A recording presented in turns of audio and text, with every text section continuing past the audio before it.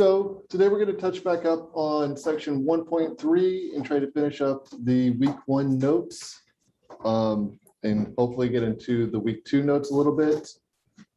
So when we last met, we were talking about this idea of slope. And in particular, I had made mention of this idea of slope being seen as a rate of change, right? It's a ratio of how your x variable changes compared to your y variable and vice versa. Does that make sense what I mean? Everybody cool with this? I'm going to take the silent stoicism to say yes. So in that way, we've got this model here of 25x plus 3,500. And what this 25 is telling us is that for every change in unit, for every unit change of units production, of a product, right? We add $25 onto the cost. So this is a way of simply quickly identifying kind of what your graph might look like when you go to plot it. That's really the point of pointing this out and of thinking about this idea of slope as a rate of change. So having said that, we kind of get a sense just from looking at this 25 that the slope's going to be steep, but not super steep. It's going to be a positive slope. So we're increasing as we move to the right. And just from looking at the equation, we should have a decent idea of what that graph's going to look like, right? That's really why I point out this idea of the rate of change or of slope as being thought of as the rate of change. So we could go through solve all of this, but that would be boring. I think we should just jump on into the next set of ideas. The next set of ideas is really about moving between slope and points. We already talked, like I said, a good bit about this last lecture and really kind of just wrapping up and reviewing these ideas. So if we're given two sets of points, x1, y1, x2, y2, we could take the difference and find the ratio between those sets of points, right? So we could say y2 minus y1 divided by x2 minus x1. Or we could use y1 minus y2 divided by x1 minus x2. As long as we keep the order the same in the numerator and the denominator, insofar as our difference is being taken or is considered. These two ratios represent our slope, right? And this kind of makes some sense because what we're doing when we measure this difference is how far we've moved or how much change there is within that one set of variables, right? So the ratio then says, well, this changes so much compared to how this changed. And in that way, this is the formal definition of what slope is. Having said that, like I said last class, we've got to keep our difference the same, right? So if we take the second variable minus the first variable in the denominator, then we have to do that in the numerator. Or if we do it the other way, where it's the first variable minus the second, we have to keep that difference ordered in the same way, both in the numerator and in the denominator. So let's consider these 2 points first. Notice down here, we have no change in the x variable. So automatically that means in our denominator, we're gonna have 0, right? Because 3 minus 3 is 0. So the slope here is gonna be undefined. We don't need to do anything else beyond that. Just say, oh, it's an undefined slope. So the equation of this line must just be x is equal to 3. Does everybody follow how I came to that conclusion? Yep. In this case of b, y doesn't change. So we have 0 in our numerator. And in this case, the equation of our line is just going to be y is equal to 2. Everybody cool with that? Now here in A and C, that's where things start to change, right? So we have a slope, and we can actually write out something like point slope form. Now, how are we going to do that? Any thoughts? I mean to say slope intercept form, but how are we going to go about finding the equations of those two lines? Yes, sir. Same thing, and then once you find the slope, you put that displacement down. And then pick one of the points and the y is supposed to be. So x plus. Yeah, I mean, you're absolutely right. The idea here is we're going to use those points to find our slope first. So since we're given in A -2, 0, and the other point is 3, 1, then automatically we know something about that slope. We're going to take the difference of those points.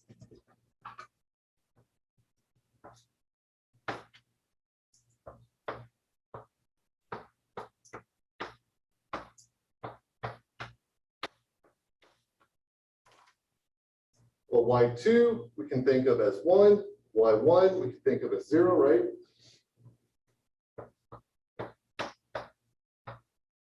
Similarly, we have 3 minus -2. So this is going to be 1/5.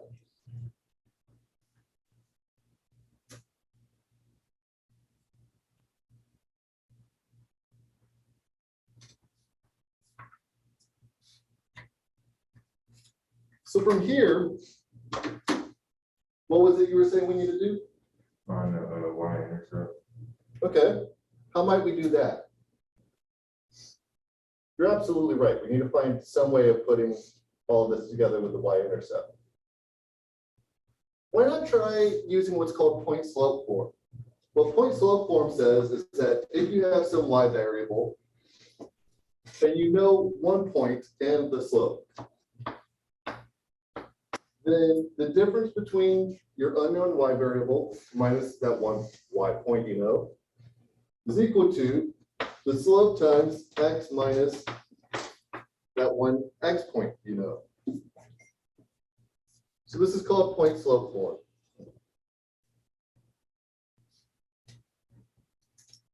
And notice we do know an x and we do know a y, right?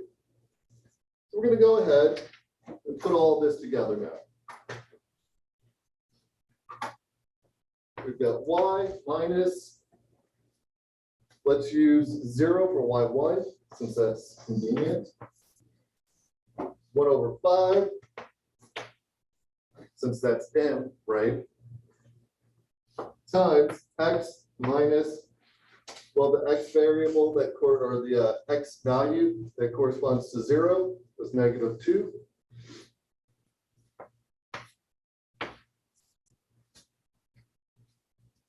All right, well, this is somewhat convenient because the 0 obviously doesn't do anything here. So let's go ahead and just rewrite it as y is equal to 1/5 x plus 2. Well, I think we can clean this up a bit, right? Cleaning it up, you're going to get 1/5 times x plus 2/5. And all of this is equal to 1. So what we just found is the slope intercept form. We found that through the point slope form, but first we had to find our slope. We did all of this based off of just 2 points. So what is it this line represents? Any thoughts?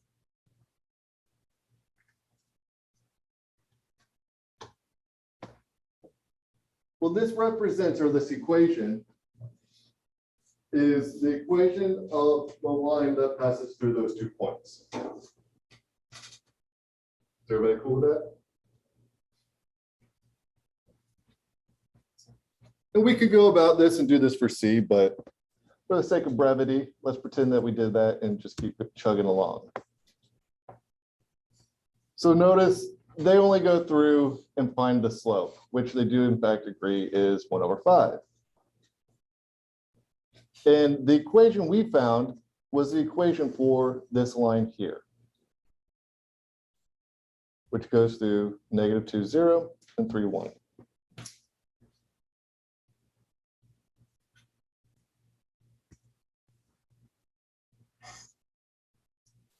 Remember in the case of B, we said that was just going to be a horizontal line with a slope of 0 because y didn't change. That was the equation y is equal to 2. And since our 2 points had the same y value, we knew the numerator was going to be 0 because 2 minus 2 is 0, right? So automatically your slope was going to be 0.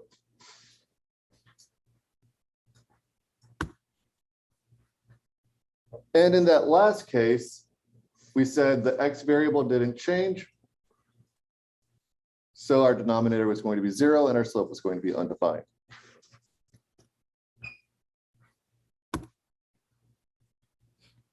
Now, just touching back up on what I was just talking about with this point slope form, that's what I've got written up here on the board right here, right?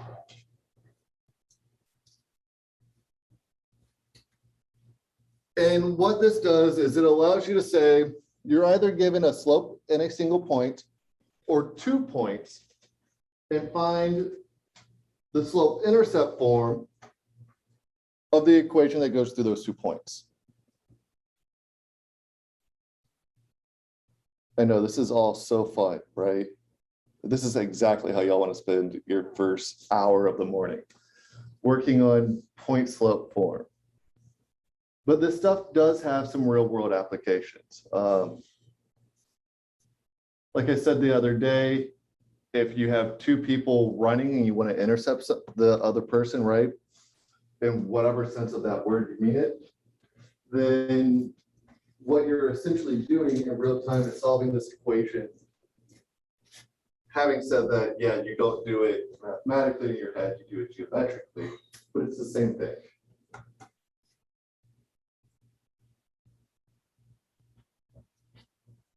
So moving on. We've already kind of seen how this is going to work, right?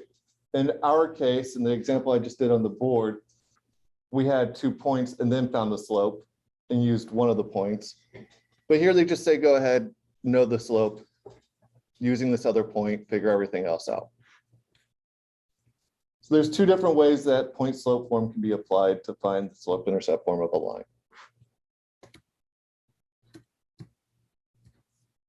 Like I said, I'm just trying to cruise through this so we can get on to week 2 notes. So really quickly, you all should have these committed to memory. The general form of the line, we're not going to see as much in this class, but you should be able to recognize it as we move on. The vertical line and horizontal line are special cases of the slope intercept form. The horizontal line, all we're doing is setting m equal to 0, right? And the vertical line, we're saying there is no y value, the slope's undefined, so all that remains is this x variable. And then the point slope form, we've already seen. Now, a natural question might occur. What about parallel lines? How do I identify when 2 graphs are going to have a line that's parallel, or are going to be parallel to each other, I should say? Well, this occurs whenever your slope is identical, but your slope intercept is different. I mean, but your intercept, your y-intercept is different. So what that means is if I wanted to find a line parallel to this, all I need to do is change b. Leave m the same, but change b. Then I'd find another line that's parallel to it. And that makes sense when we think about what's happening here. The slope defines the inclination of a line, right? So if that's the case, then of course, if we leave that as it is and just move our line up or down, the result will be another parallel line, right? Does that make sense what I mean? Yep. Things get weird, however, when we want to find a perpendicular line. The way to identify a perpendicular line is to say, what's our slope? In our case, on this problem, we said 1/5. I asked here to find a perpendicular line. I would expect you to say, we've got slope 1, slope 2 is going to be equal to -1/m1. Well, this is going to be equal to -1/1/5. But that's just equal to -5, isn't it? So any line perpendicular to our solution previously is going to have a slope of -5. Doesn't matter what the intercept is, just matters what the slope is.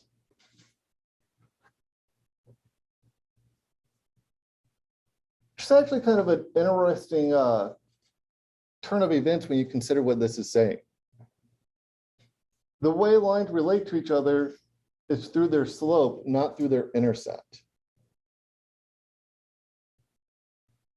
Which is kind of a nod to what we're going to be talking about later in the semester. If you want to know something about the way two lines or two graphs relate to each other, the first place we should look is their slope.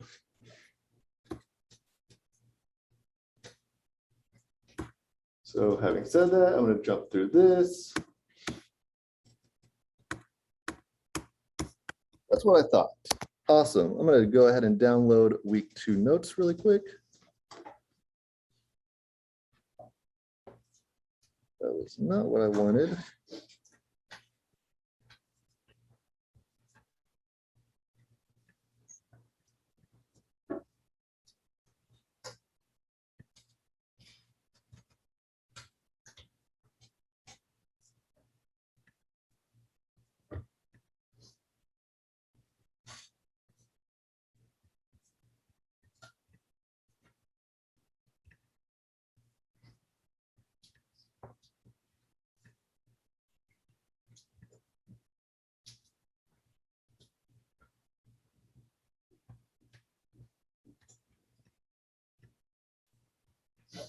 To screen share.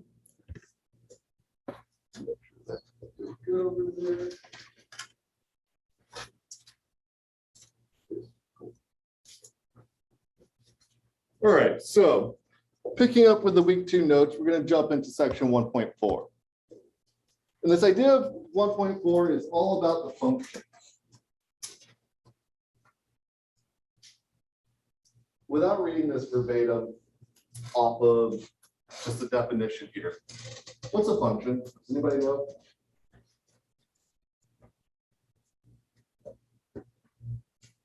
Any thoughts here?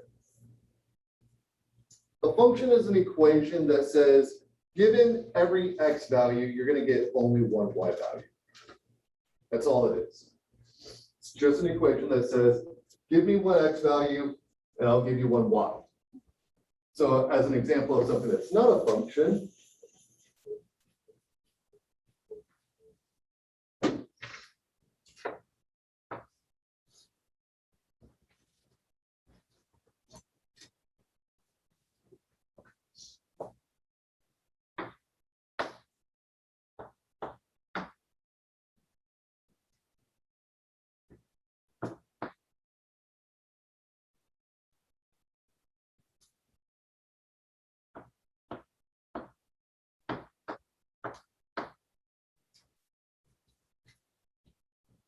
that is not a function. And the reason why is because check out how each of these x values has 2 different possible solutions, right? Another example of something that's not a function.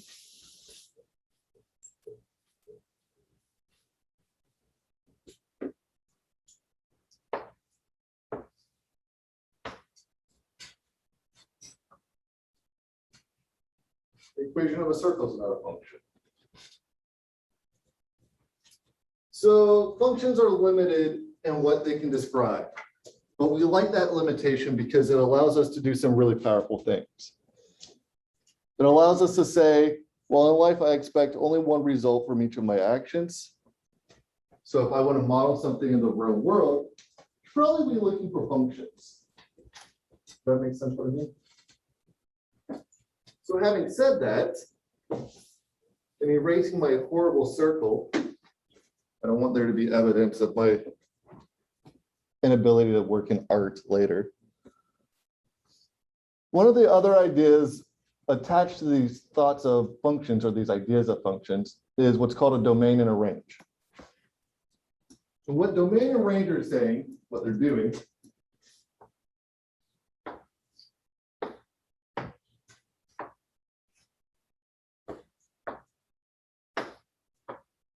is saying we've got the set of all possible numbers, real values, real numbers. And inside of them, our function can only take in a handful of x values. That's your domain. Now over here, we have a handful of real numbers, but your function can only give a handful of them back. That's your range. So your function is going to take in a value from your domain and spit out a value in your range.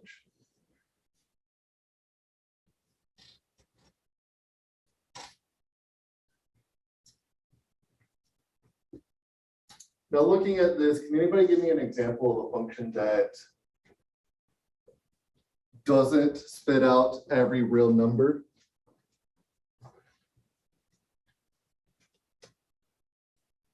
Think about graphs. Is there a graph that only extends to part of the y-axis? Well, how about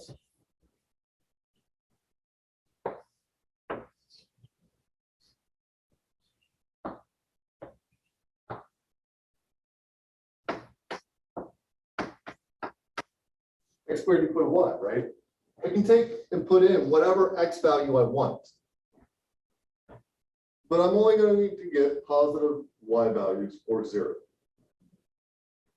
So this is an example of a function that is restricted to only part of the y or part of the real numbers within your range, right? So just to kind of get thinking about what domain and range are. Domain is the set of all possible x's. Range is the set of all possible y's. Can anybody think of an example where your domain might not cover every x value possible or every real number possible?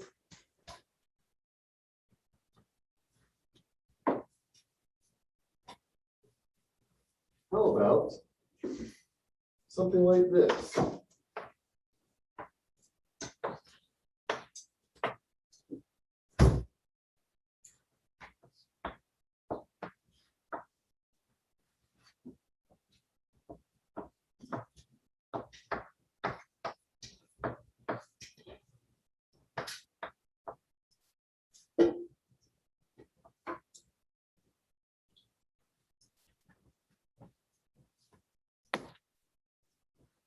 Before I draw this graph, does anybody know what that's going to look like?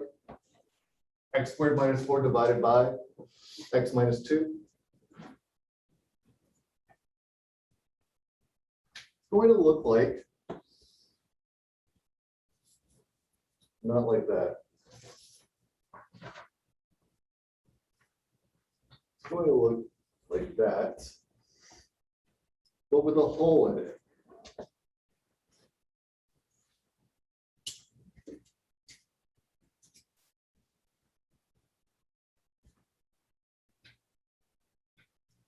So here we can take on nearly every x value except for 1.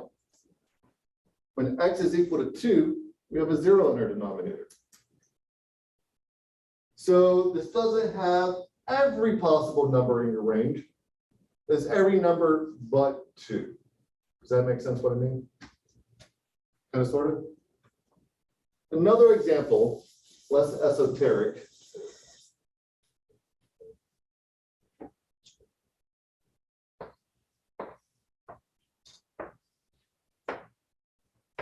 Is another function we're all familiar with.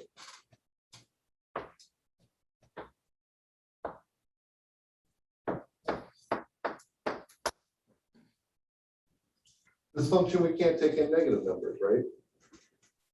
Take in any other number but negatives. Notice we also only get positive y values. So here we would say the domain is going to be 0 to infinity. And the range, I'm going to explain this notation in a few minutes here. So if you're not familiar with it, bear with me and we'll get through that.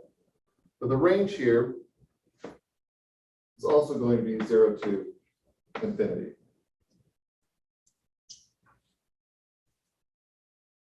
Like I said, give me a minute or two and we'll get back to that notation. Now, one way we can think of a function is quite literally as a machine that says, all right, give me an x value, I'm going to spit out a y, as long as that x comes from our domain. And that y I spit out, it's going to be part of your range. Cool.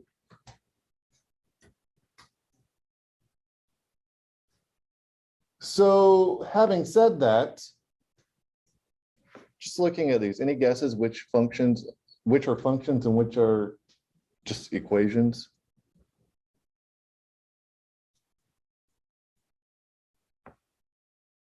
C is a function. C is a function. Why do you think that?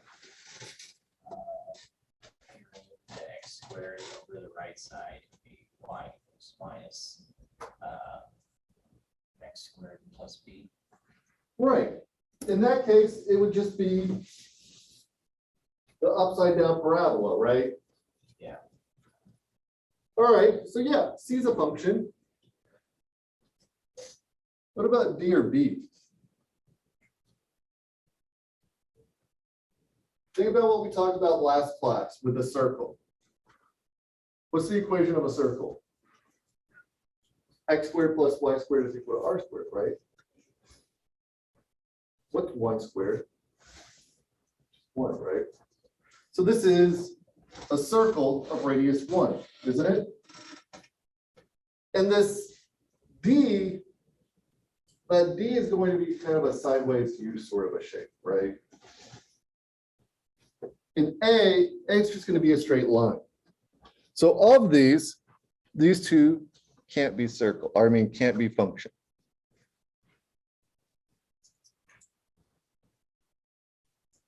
Notice what I'm kind of getting at here, what I'm trying to guide us to is this idea of what we're eventually going to learn to be the vertical line test. We've got a function or an equation, and it spits out 2 y values for every x value or for some x values. Graphically, what that means is if you were to take a vertical line and move it through the graph, you're asking the question, is there ever a spot where your line, your vertical line, will pass through 2 points on your graph? Everybody cool with that? So other than right here at the vertex, yeah, literally everywhere is going to spit out 2 points. Here, x squared plus y is equal to 1. We said was the upside down parabola. Then we got that circle. Then we have a straight line. And one way we can check this is just to rewrite our problem in terms of y. So what I mean to say is, let's look at this x squared plus y squared. X squared plus y squared is equal to 1. We want to solve for y. So we're going to subtract x from both sides. Get y squared is equal to 1 minus x squared. And then we're going to take the root of both sides, right? But when we take the root, it's not as simple as just saying, I want to take the root. The root's going to give us positive and negative answers, right? So we're going to get y is equal to plus or minus the square root of 1 minus x squared. And this is where we have two different answers. Ignoring that for a moment, yeah, we're just going to get one solution here, right? The square root of 1 minus x squared is just going to give us one solution. But the second we say plus or minus, now we're saying we want either a negative value or a positive value. So we have to insist on two solutions. So looking at it algebraically, this is how we can identify, one way how we can identify when something is or isn't a function. Is everybody cool with this? Am I putting everyone to sleep yet? I can start talking like Ben Stein if y'all need. Does anybody know who Ben Stein is, or did I just age myself? Wow, y'all are tough, guys. I thought I was being funny. All right, so let's say we want to answer this question of what is the domain and what is the range. But before we do that, we need to talk about some notation.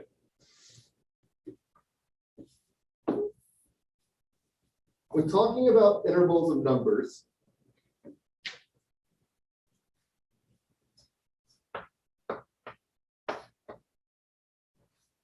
like A to B, there's a few different ways we can talk about this.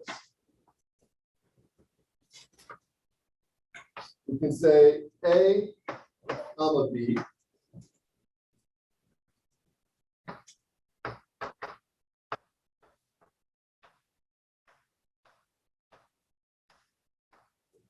which is going to include A and B. Or we can talk about A, comma B, rounded bracket,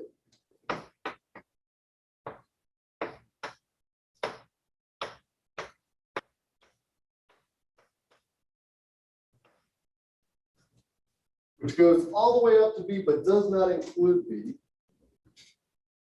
Or we can say something like this, which doesn't include A or B, but it has every number in between them. Or we can say, starting at the closest possible value to A we can get to, let's go up to B and include B. Does that make sense? Now, having said that, this is an analog to something we've seen in the past. It's an analog to inequalities. If I say x is less than or equal to A, then less than, or I mean, my mistake. X is greater than or equal to A and less than equal to B. That's the same thing as saying this, right? Because we're saying we could be A, we could be B, or we could be any number in between. In the case of down here, the second case, that would be A is less than or equal to X, less than B.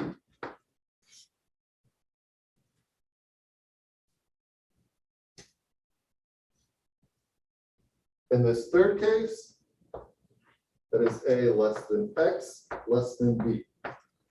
So we can talk about intervals in a couple of different ways. We could talk about them using interval notation. We could talk about them using inequalities.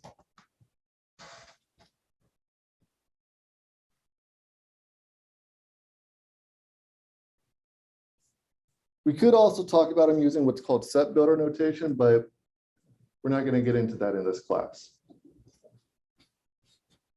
Now, getting back to the question here of what's the domain and range of each of these functions? First, are these in fact functions? Yes or no? Is A a function? It's just a square root, so yeah, right? B, is B a function? First question. What type of equation is B? Anybody know what that's called?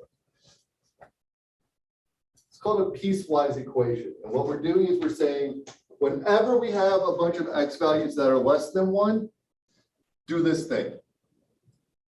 Whenever you have a bunch of x values that are 1 or greater, do this thing. So what a piecewise function allows you to do is to describe something that might look like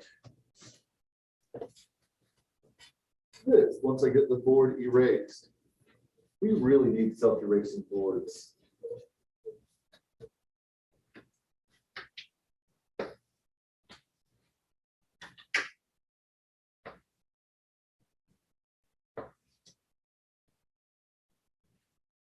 A piecewise function could be used to describe something like that.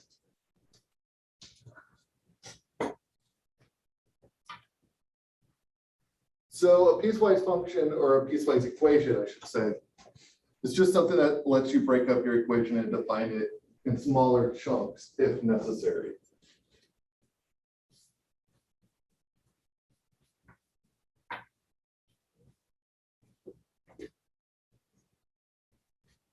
All right, so getting back to the question at hand, looking at A.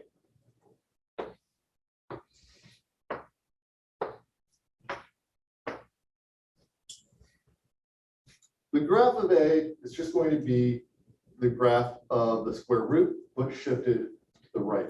Agreed? Shifted to the right by 1 unit. So it's going to look something like that.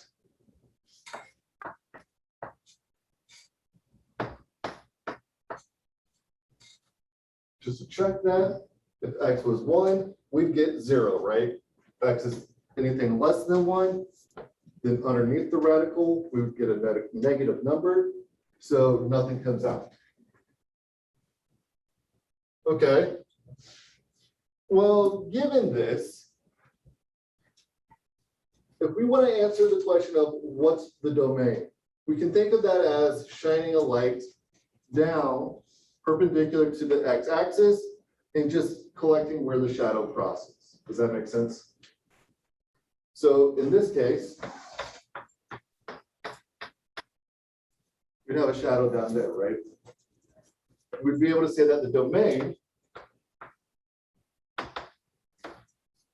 includes the value x equal to 1, right? And it goes all the way up to x equal to infinity. Now, an observation about what I just wrote on the board. I used a rounded bracket after infinity. That's because we can never include infinity, since infinity is that value that's always greater than the next number, right? So you have to use a rounded bracket when talking about infinities. Cool. Having said that, the range we can look at in a similar way. We're going to take a flashlight, shine it perpendicular to the y-axis.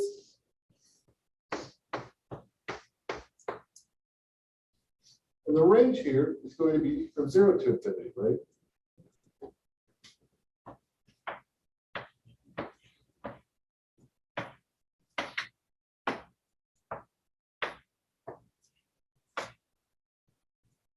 Now, if you listen closely and really thought about what I just said, just kind of gave a description. I didn't actually explain what the hell range domain is, have I? Or at least I gave a description of how you can find it. I didn't actually explain algebraically how we would find that. Algebraically, we would go through ideally, and find the x values that we can't have, as opposed to the x values that we can have. Well, in this case, to do that, we would say, all right, cool, I've got the equation.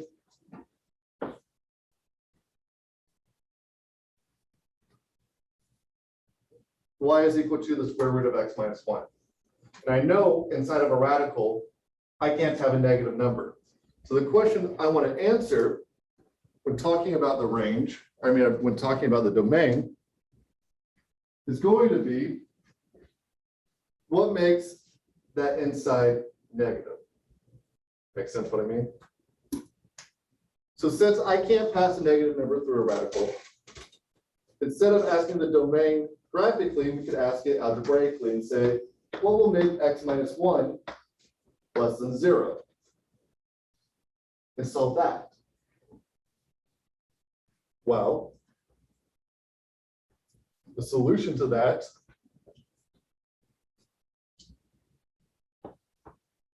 is going to be x less than 1. So we can include 1 up to infinity, but we cannot include anything less than 1. Does that make sense what I mean? Now, what about the range here? When I find the range, it helps to already know what your domain is. Because once you know your domain, you can just start throwing in numbers. If you know anything about your equation, like if it's increasing or decreasing, that helps too. But we're literally just going to throw in numbers and check. Compare it graphically and get an idea of what's going on. Is everybody cool with this? So finding the range takes knowing a little bit more about your function, but it's the same general idea for finding your domain.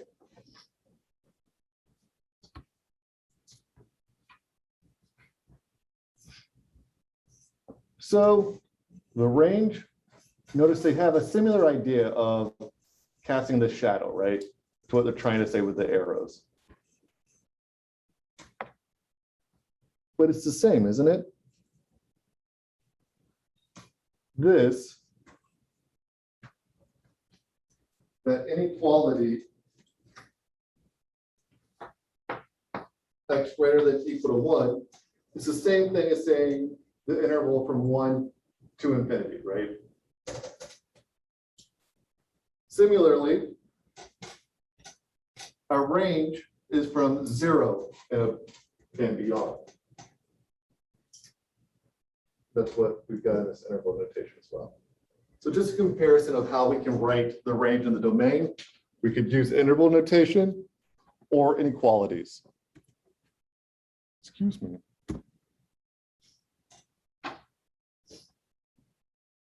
And I'm not going to really jump through this too deeply.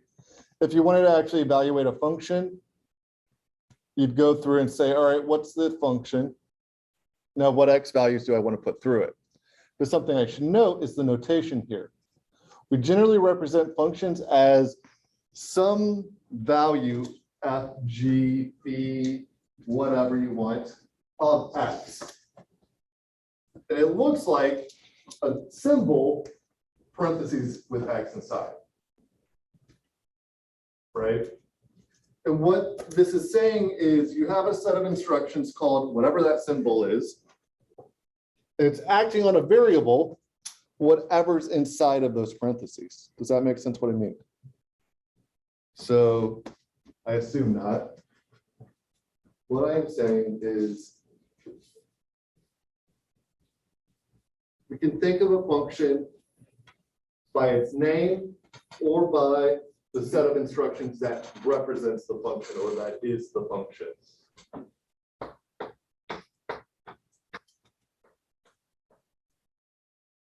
Here we can think of the name of the function as f, and it's going to do something to x. So in that way, this is the name of the set of instructions, and x squared is the set of instructions, right? Similarly, we could say something like h of x is equal to the square root of x. Or we could say phi of S is equal to the absolute value of S. So it's the name of whatever input variable you have. This is the way we read this. So f of x, h of, I don't know, let's change this to a. B of x. Does this make sense to everyone? What I mean? So this is just a quick shorthand. Instead of having to rewrite this polynomial every single time, let's just call it f of x.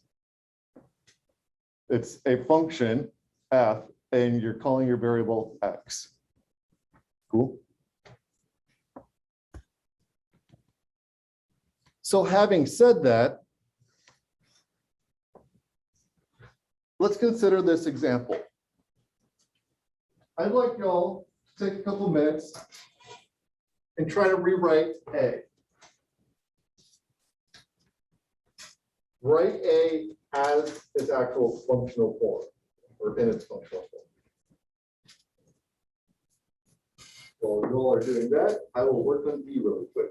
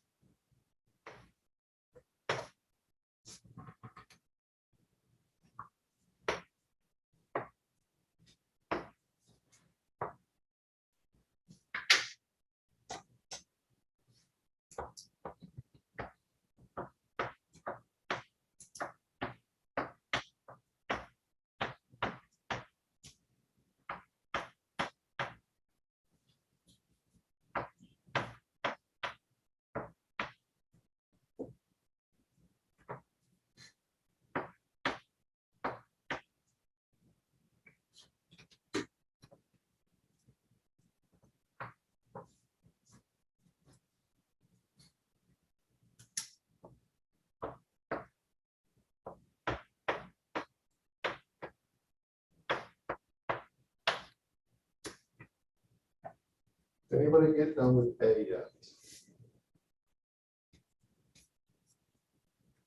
So the way we're going to go about this, we're going to say, all right, what's our input? In the case of A, it's A plus, or it's X plus delta X, right? So we're going to go through here, and everywhere X is written, we're going to rewrite X plus delta X inside. So this is going to give us the quantity X plus delta X squared minus 4 times the quantity X plus delta X plus 7. Then we're going to go through, we're going to simplify this as much as we can. Does that make sense to everyone? So looking at A, since we're replacing all those X's with X plus delta X, like I said, we get X plus delta X, that quantity squared, plus or minus 4 times the quantity X plus delta X plus 7. And once we simplify this, this is what we're going to get, right? That looks like a mess. But all we're doing here is we're saying, all right, what's X plus delta X squared? That's these first 3 terms. When we distribute the 4 here, that's these next 2 terms. And nothing happens to the 7. Now, in the case of B, B is a little bit more arduous, right? Because we're going to do a lot more work. We've got that f of X plus delta X. That's all of this right here. And we're subtracting f of X, and then we're dividing by delta X. So we go through, we say, hey, this thing, we already know. It's this up top. And since these are just polynomials, we can go ahead and drop the parentheses, right? Distribute that negative all the way through. That's what this negative X squared plus 4X minus 7 is. It comes from distributing that negative through here. And then just replace this with what we've already found. And all of that's divided by delta X. Now check it out. Each of our remaining terms after cancellation, which is what we've got up here, right? The X squared, the 4X, the 7, the X squared, the 4X, the 7, they all cancel out. Drop out. After that, what we're left with is just these 3 terms. So something that was atrocious just became a lot nicer to work with. Now, each of these terms have a delta X in them. So when we go ahead and pull that out, because we can, right? Put everything inside parentheses and pull out that delta X. Then we're going to have something times delta X divided by delta X, right? So those delta X's can cancel out. And we're left with just 2X plus delta X minus 4. But notice we've got this little tidbit here of delta X can't be 0. Why is that? What happened here that makes this important?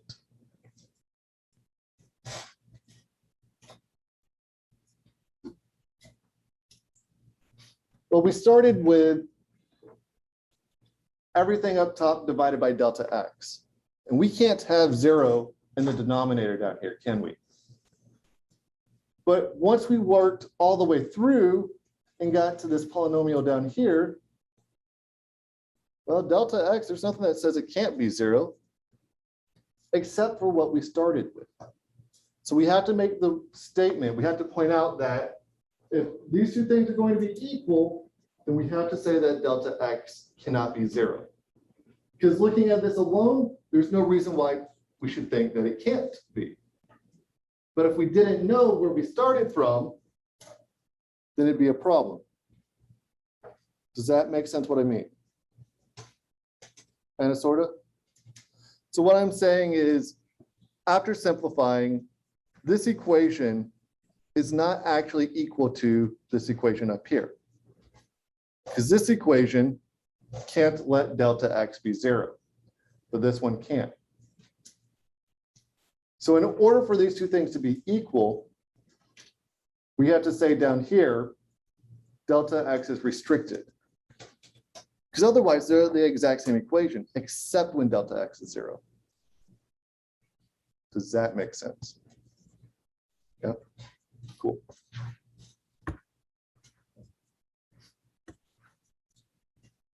So having said that, there's another thought here that we should talk about, the composition of functions.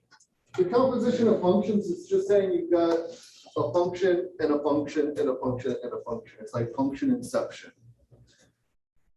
Except way less confusing than the movie.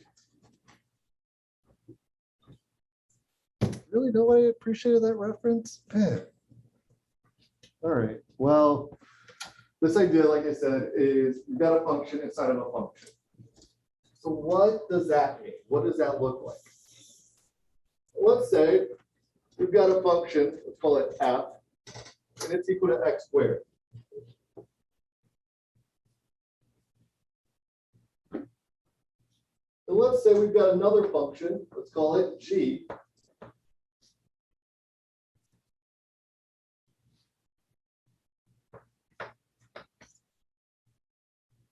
And let's set it equal to x plus 2.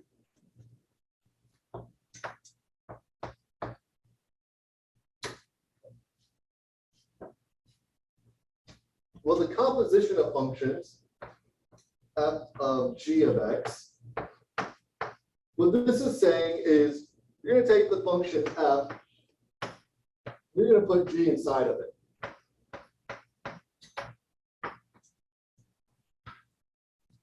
So what we're going to have is g of x squared, right? Because that's what f of x did. It said take your variable and square it. Well, here g is acting like the variable, so you're going to square it.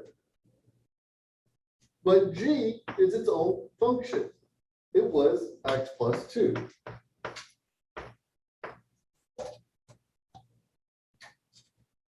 So we can rewrite this. And we could expand this out now further if we wanted to, right? Say, cool, this thing is equal to x squared plus 4x plus 4. Cool. Whatever. But let's ask another question. Let's check out what g composed with f of x is.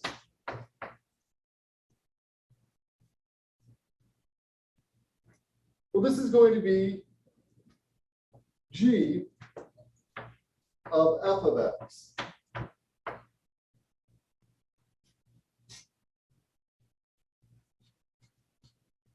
So this is going to be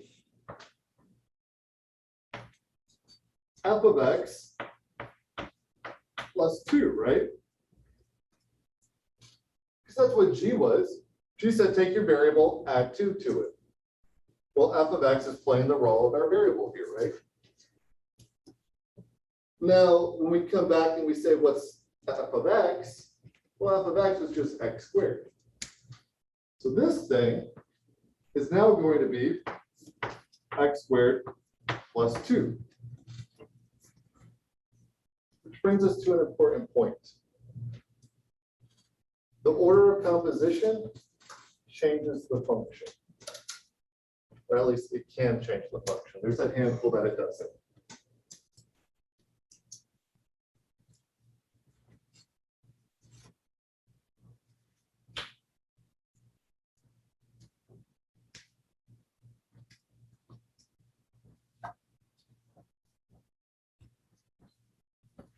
And essentially this idea, like I said, it's like the inception of functions. You have a function inside of a function. Here we're saying, let's take g, calculate that, and then put it through f. And this is the other way of thinking about composition of functions. Instead of going through and writing this, we could say, all right, well, what's g of x going to calculate out to be?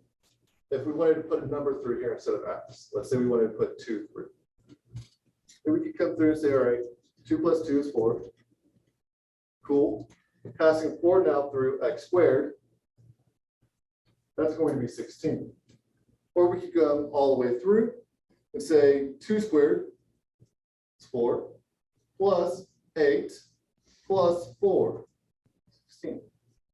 Make sense?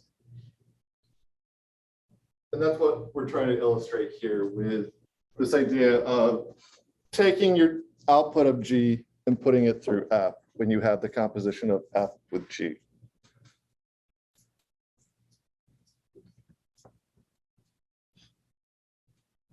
So they used 2 different examples to make the same point I was trying to make.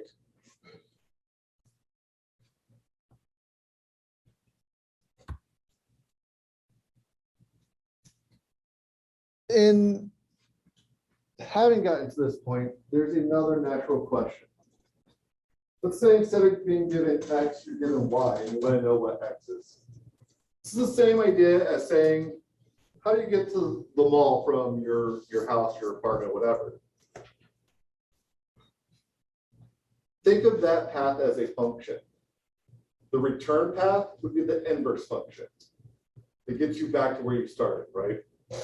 And that's essentially what an inverse function is saying, is if you have a function, what does it take to go from where you got to get to where you started from? Does that make sense to everybody? Yep, cool. So because of this, the composition of a function with an inverse function, well, that's just going to be x, because that's a round trip, isn't it? You went to where you wanted to go, and then you went back home. So for that reason, the composition, like I said, of an inverse function with the original function is just going to be x. And it doesn't matter how you apply that. We'll always bring you back to x. Now, a point is to be made here. Notation. We generally write F inverse to represent the inverse function, right? So question, how are you going to differentiate this from 1 over f of x?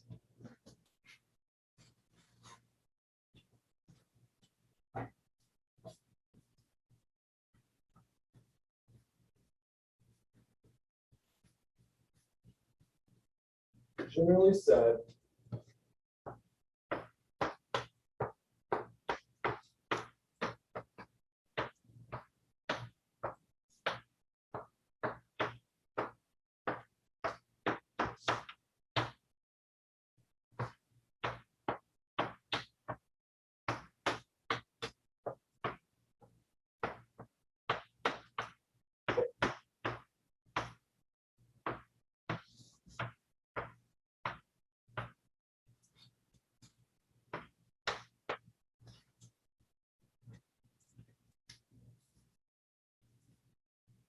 in math, when talking about functions, we have 2 different types of inverses. You have the inverse function that undoes your function. That's this case.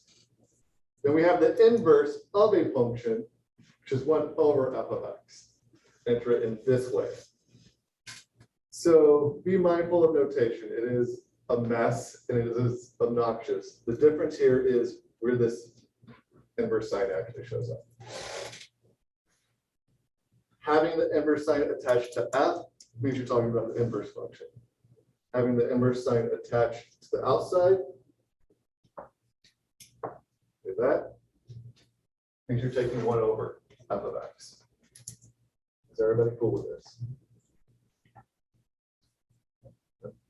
I just want to clarify notation here because I will sometimes write things in a way that it may not be necessarily clear if I'm talking about the inverse function or the inverse of the function. Cool.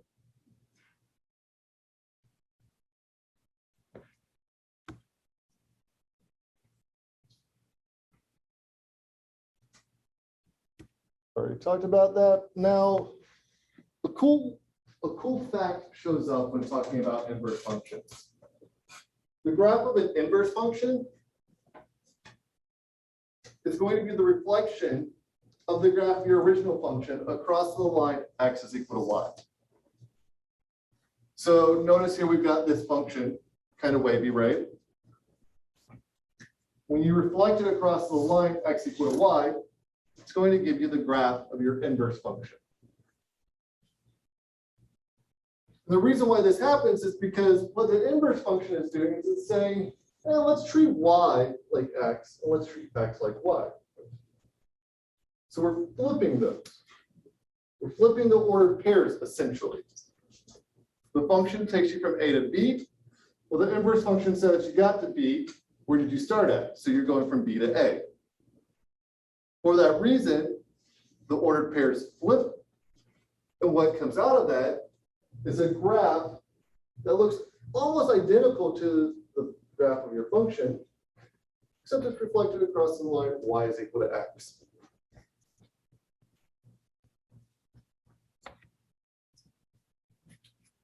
So with that in mind, if we wanted to find the inverse of a function, how would we go about that? Any thoughts?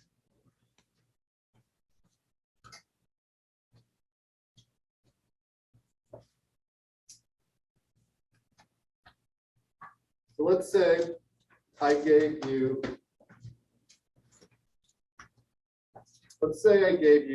D. I wanted you to find that inverse function. What would you do?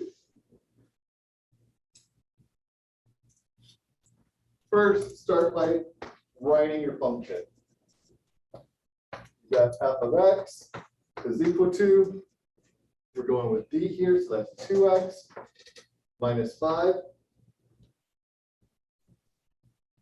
Step 2, replace that f of x with y, for convenience sake.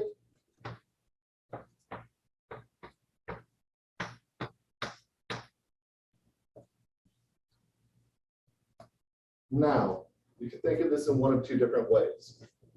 Either you want to solve for x, or flip the variables and solve for y. Does that make sense what I mean? So generally, the way it's presented in textbooks is it'll tell you next thing to do, swap out your x and your y.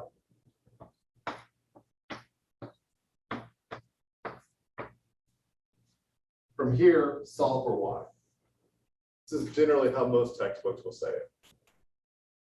What you're really doing, though, is solving for x and then treating it like the different variables. Does that make sense what I mean?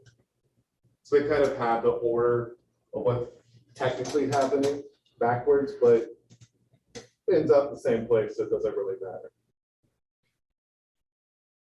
So from here,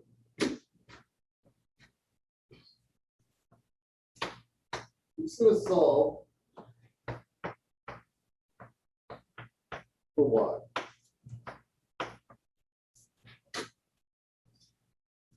So subtract 5 from both sides.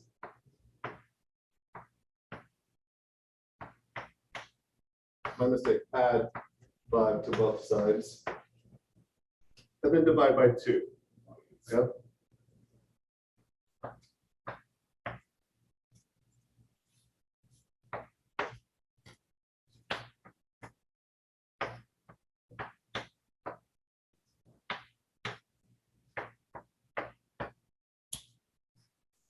And now replace y with f inverse.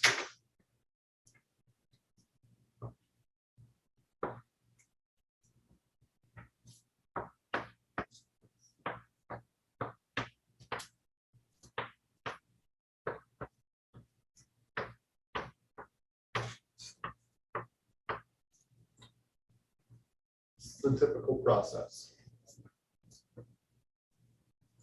Nothing too crazy is going on here.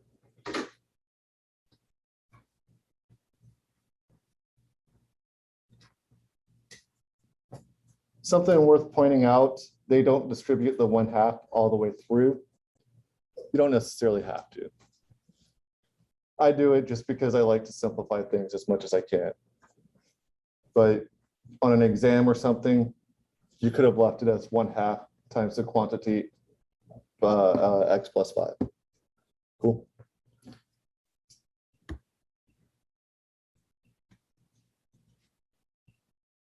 So what about something like this? What's the inverse of this?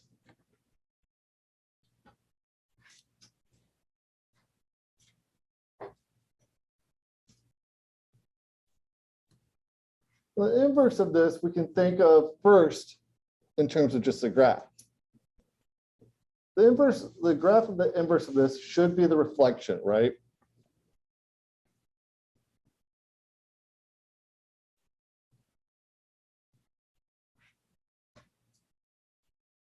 So we automatically know we're going to have to restrict x to being 0 or greater. You can't let it be negative because we can't have a negative value as an answer here, can we? We can only get positive values out. So this is an example of having to restrict a solution. Just like what we saw before with that delta x can't be 0. Here we're going to have to say something similar. Here we're going to have to say delta, or in our case, x has to be 0 or greater. And the reason for this is because in our original problem, in our original function, we could only get positive numbers out, right? So that automatically means whatever your inverse function is, the thing you put through it has to be positive. So since we're finding the solution to the inverse function, we're saying we're putting a new x through it, and that x has to be greater than 0, greater than or equal to 0. Is everybody cool with this? But otherwise, the process is the exact same. The analysis takes a little bit more time. You have to dive a little bit deeper into it and think a little bit more thoroughly about it. But otherwise, it's the exact same process.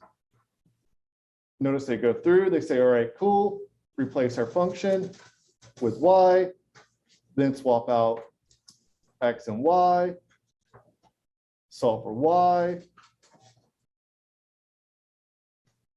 And then we go through and we say, all right, cool. Since we're solving for y, or since we're solving for our inverse function, and our new value, we're going to rewrite as x, that has to be restricted to numbers greater than 0. Cool. Yep. Having said that, I will let y'all go. Have a good afternoon, good day, whatever time of day it is. Don't mind, I guess.